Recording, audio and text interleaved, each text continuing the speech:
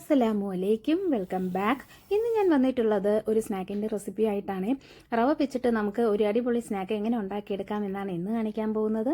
വെറും 5 മിനിറ്റ് കൊണ്ട് സിമ്പിളായിട്ടും ടേസ്റ്റി ആയിട്ടും ഒരു സ്നാക്ക് നമുക്ക് വീട്ടിൽ എങ്ങനെ ഉണ്ടാക്കിയെടുക്കാം എന്ന് കാണിക്കാം.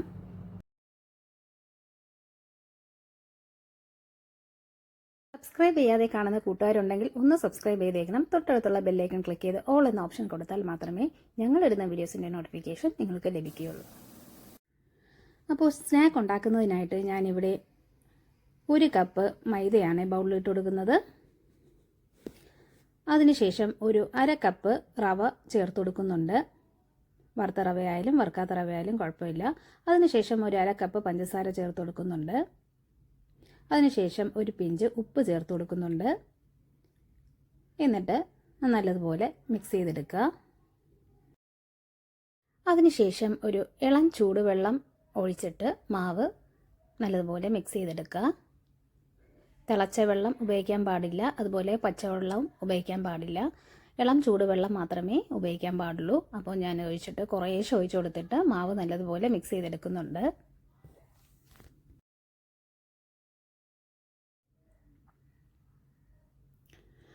അപ്പോൾ ദേ മാവ് നല്ലതുപോലെ മിക്സ് ചെയ്തെടുക്കുന്നുണ്ട്.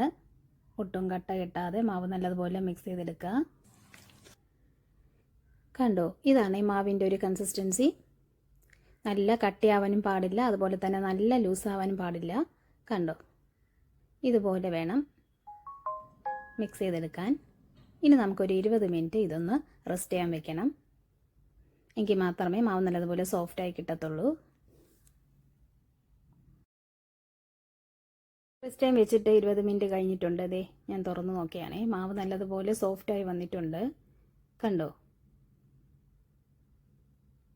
നല്ലതുപോലെ സോഫ്റ്റായി കിട്ടിയിട്ടുണ്ട്. ഇനി നമുക്ക് ഒന്ന് ഫ്രൈ ചെയ്തെടുക്കാം. വേണ്ടിയിട്ട് ഞാൻ ഒരു ചീനച്ചട്ടി എടുത്തിട്ടുണ്ട്. അതിലേക്ക് വെളിച്ചെണ്ണ നല്ലതുപോലെ ഒഴിച്ചു കൊടുത്തിട്ടുണ്ട്.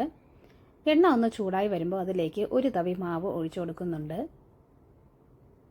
മീഡിയം ടു ലോ ഫ്ലെയിമിൽ വെച്ചിട്ട് വേണം ഫ്രൈ ചെയ്തെടുക്കാനായിട്ട്. ഹൈ ഫ്ലെയിമിൽ വെച്ചിട്ട് ഫ്രൈ ചെയ്തെടുക്കരുത്, പെട്ടെന്ന് കരിഞ്ഞു പിടിക്കും. അപ്പോൾ അതേ കണ്ടില്ലേ, നല്ലതുപോലെ പൊങ്ങി വരുന്നുണ്ട്.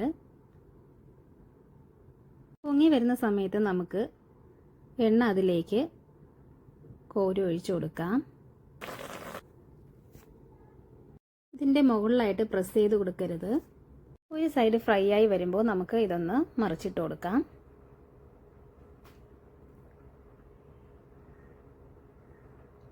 കണ്ടോ, നല്ലതുപോലെ ഫ്രൈ ആയി വരുന്നുണ്ട്. ഇത് നല്ലതുപോലെ ഗോൾഡൻ ഷെയ്ഡായി വന്നിട്ടുണ്ട്. ഇനി നമുക്കിത് എണ്ണയിൽ നിന്നും മാറ്റി കൊടുക്കാം.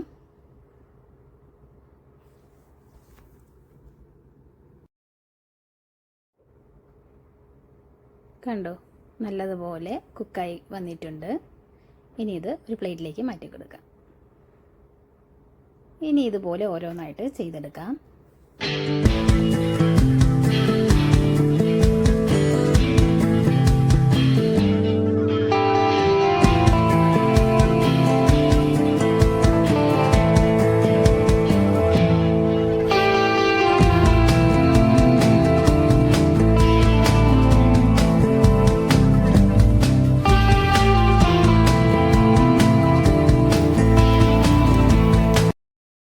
അപ്പോൾ വളരെ സിമ്പിളായിട്ടും വളരെ ടേസ്റ്റി ആയിട്ടും ഉണ്ടാക്കിയെടുക്കാൻ പറ്റുന്ന ഒരു 4 മണി പലഹാരമാണ്.